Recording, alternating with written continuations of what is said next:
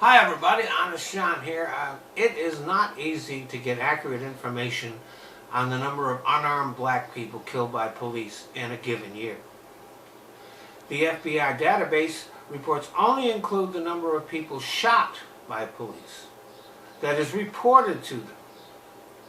Since there is no requirement that police report those killings to the FBI, many of them just don't. And the reports don't include people who died in police custody but were not shot. So, for example, the deaths of George Floyd or Eric Garner would not be included in the FBI reports, no matter how suspicious or questionable the conduct of police in those cases was. Also, if the killing of a civilian by police is ruled as a justifiable homicide, those deaths are not included in the FBI reports. And you have to remember that those rulings are made by the police and can only be considered self-serving and unreliable.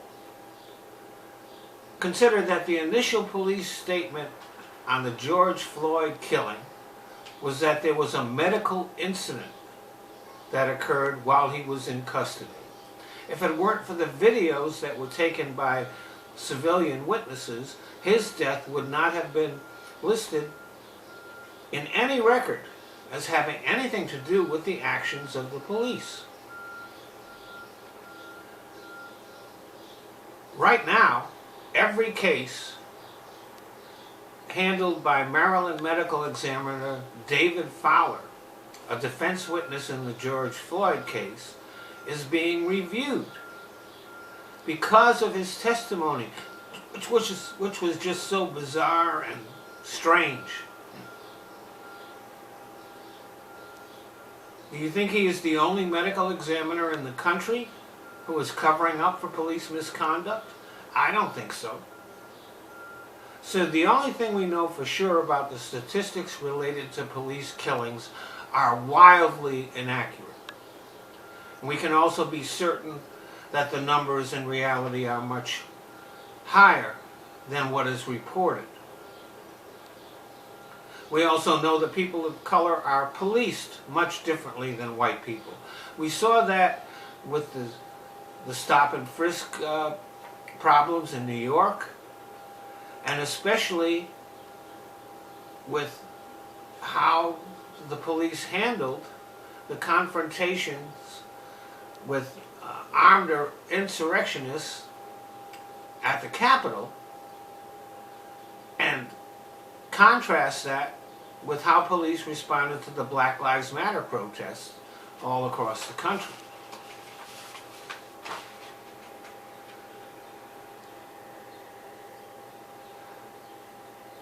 There is no doubt that if black people had assaulted the Capitol, or Latinos or Muslims, in fact anybody else but white people, there would have been a bloodbath.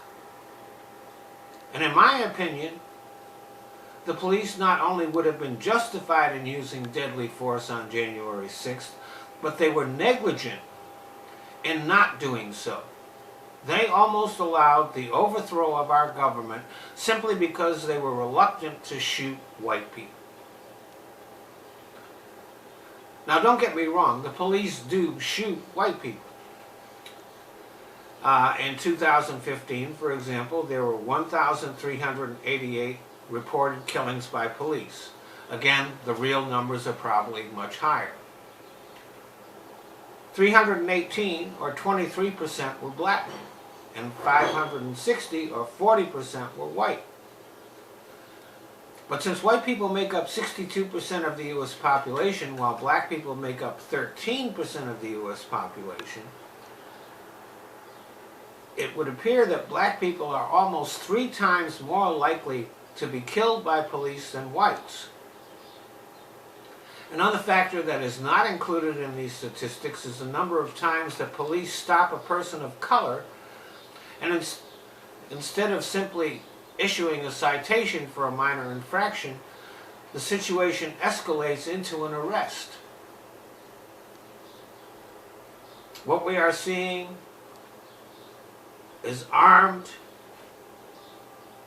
and belligerent white people being taken into custody unharmed, while unarmed black people who pose absolutely no threat to the police are killed. But what accounts for that? Now, there are probably a lot of factors, but one that isn't being discussed and needs to be is a 2006 FBI report that white supremacist groups were encouraging their members to become law enforcement officers and also recruiting law enforcement officers to join their ranks. Domestic terrorism investigations have identified active links between law enforcement officers and members of white supremacist groups.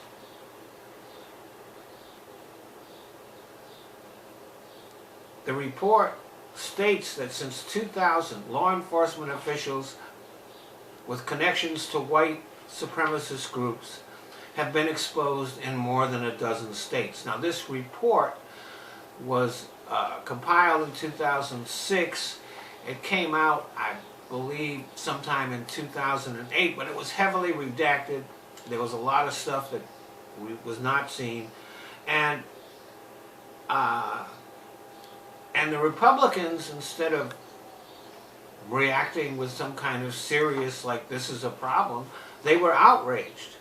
And Janet Napolitano, who was head of the DHS during the Obama administration, caved in to Republican pressure and not only sat on the report, but no action was taken, but she also disbanded the group who prepared the report. So here we are in 2021, and this festering problem has been ignored for 15 years now. So we can only imagine how much worse it has become. We do know that during the BLM protests in Minnesota, there was cooperation between elements of the Minnesota PD and the Proud Boys. So we can talk about unconscious bias or implicit bias or sensitivity training. But until there is a concerted effort by the U.S. Justice Department to identify and root out overtly racist police, the violence and abuse by police of people of color will only continue to get worse. Just an addendum to this. You know, some people talk about black people being perceived as more threatening than white people, and that's why police respond differently. But 52% of police who were killed in felonious incidents in 2019, those 52% of police were killed by whites. 40% were killed by people of color. So whatever the perception might be, the reality is that police are more likely to be killed by white people than anyone else. Thanks for listening.